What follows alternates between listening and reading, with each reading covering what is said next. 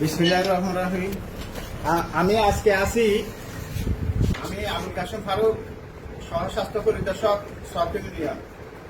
আজকে আমি আছি সরকি মডেল একাডেমি, শরীফ মার্কেট। আজকে এখানে স্বাস্থ্য শিক্ষা দেওয়ার জন্য আসছি।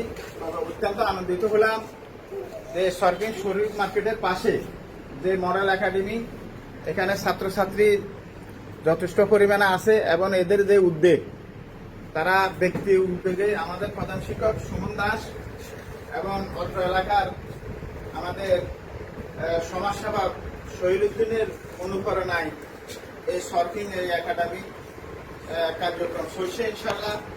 এটা আজকে আমি উপজেলা স্বাস্থ্য কমপ্লেক্স থেকে স্বাস্থ্য শিক্ষা দেওয়ার জন্য এখানে আসছি। আমাদের আমরা স্বাস্থ্য বিভাগে চাকরি করি।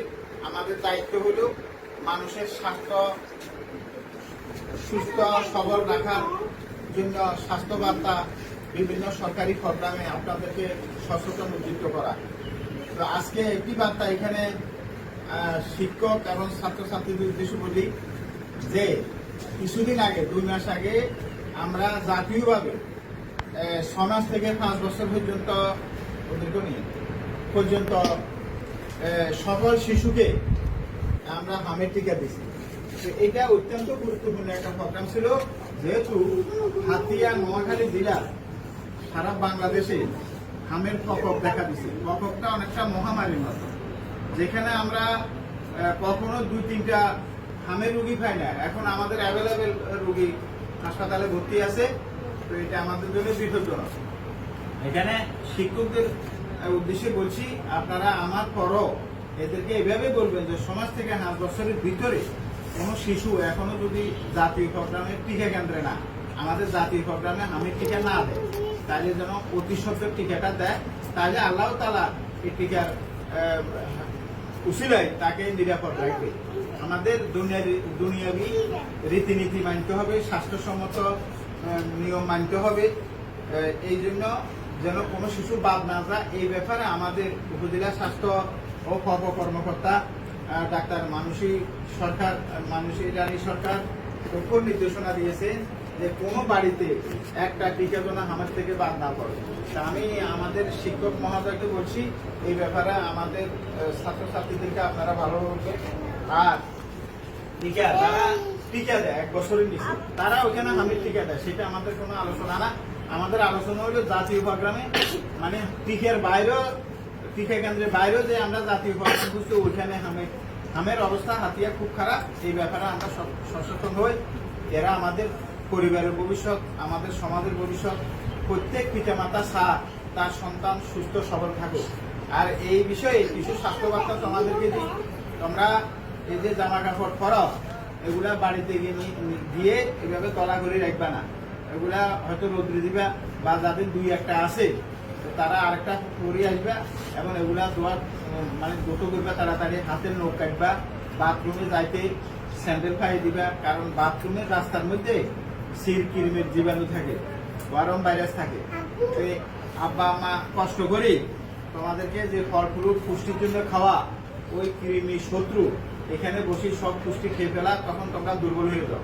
এই জন্য ভাত খাওয়ার আগে ভালো করে হাত ধুতে হবে, বাথরুমে যাওয়ার আগে এবং বাথরুমের থেকে আসি ভালো করে হাত ধুতে হবে সাবান দিয়ে, এবং স্যান্ডেল পায়ে দিয়ে বাথরুমে যেতে হবে, ব্রাশ করতে হবে, পরিষ্কার পরিচ্ছন্ন থাকতে হবে, এবং যে টিকাগুলো আমরা দিই এই টিকাগুলো দিতে হবে। আর এখন বর্ষার সিজন,